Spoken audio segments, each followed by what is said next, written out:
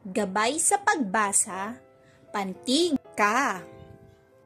Bago ang lahat, please don't forget to like and subscribe to my channel.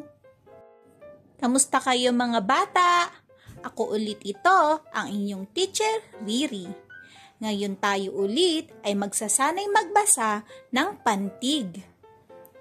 Una kong babasahin at pwede nyo akong sundan. Ready na ba kayo? Tara, umpisahan na natin. Ka, ka, ka, ka, ka. Aka, eka, ika, oka, uka, kaka, baka, kaba, kakaba-kaba. Si, may, ay, ang.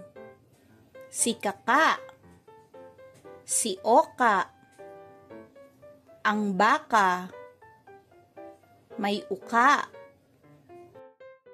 Ngayon naman, babasahin natin ang mga pangungusap na may pantig.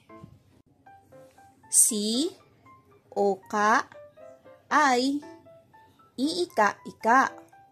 Si oka ay iika-ika. Si oka ay kakaba-kaba. Si oka ay kakaba-kaba.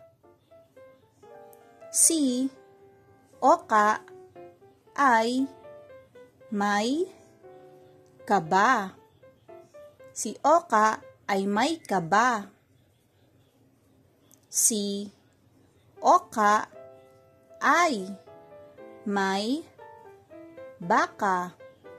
Si oka ay may baka. Ang baka ni oka ay may uka.